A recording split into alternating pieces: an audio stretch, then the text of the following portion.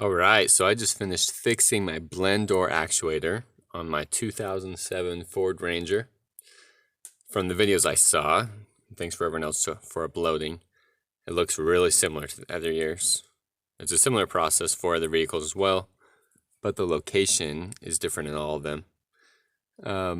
This one looked a little easier than some, but it was nonetheless very frustrating, which is why I'm uploading a video. Hopefully it can give somebody a little bit help out there as they're going through this process.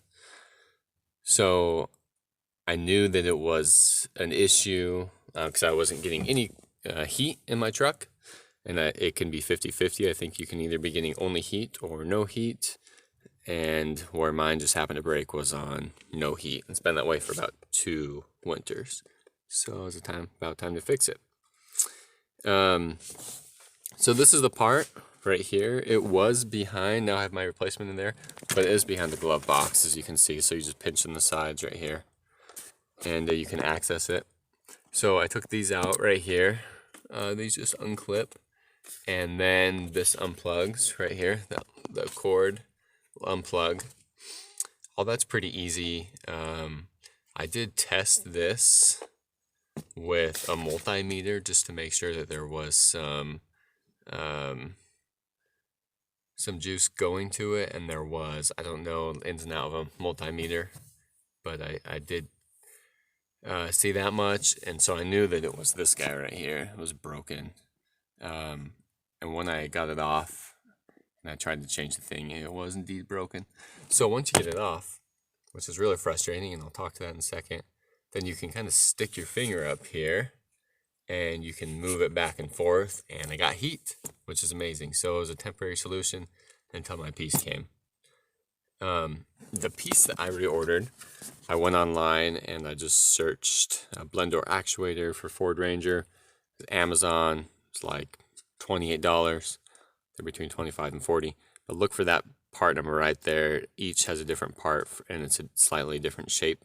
Make sure the shape lines up. Everyone's a little bit different with different holes and different grooves, but if you go by that number right there, you should be good. Okay, so how I took it off. So the front ones you can get off fairly easy. I just used a little ratchet like this, got them in there, but there is, and some people have clips. These ones have bolts, which is really frustrating, or screws. There is another one back there, which just blows my mind that they would do that to us, but it made it really difficult. So there's another one back there. You can barely see the top of it, I think. I'm not gonna try, but if you put your hand back there, then you can feel it. And that one was really difficult to get to. I did have to buy this little guy right here to fit, and it's a what is that? It's a 5/16. And it fits back there. Now when it's back there, there isn't very much room to put it back and forth. And so what I did is I put it back and put with my other hand, let's see if I can set this down.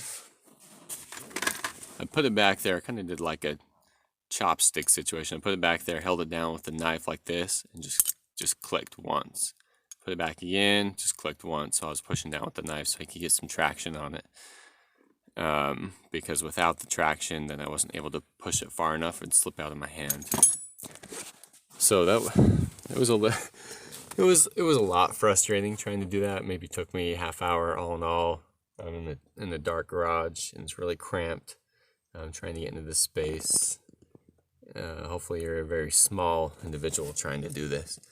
But once you get it back on, or once you take it off, save the screws, and then you can put your finger back there and adjust it cold or hot in the meantime. But once you get your replacement, then what I did was turn my light back on in my truck. Once you get your replacement, then I plugged it in to the cord, and I turned my truck on and I put it all the way to hot. And then what I did is I put my finger back there and I moved this thing so it was giving me hot air, because the grooves has to line up. And then I fiddled around with this and stuck this little thing down in there, this piece down in there when it was all in its case and everything. and then moved the hot and cold a little bit to where it was lined up perfectly with the screws, because heat wanted the whole thing to go like this way a little bit, and cold wanted it to go this way because it wasn't bolted in. So I did like mostly hot, a little bit cold, and it was perfectly on, so I could put the screws in it, in the new one. And I put the front 2 screws in, made sure it worked, and then I just had to reach back and do that same thing with the with this guy and the butter knife. All in all, it was a pretty simple solution. I saw someone had recommended going above the dash and taking this piece off to try to go down through there. I needed a part for it I didn't have. I didn't want to buy anything else, so this was like 30 bucks, 35 bucks altogether. I fixed it. Mostly frustrating. Frustration was the only expense it took, but good luck with yours. Let me know if you have any questions.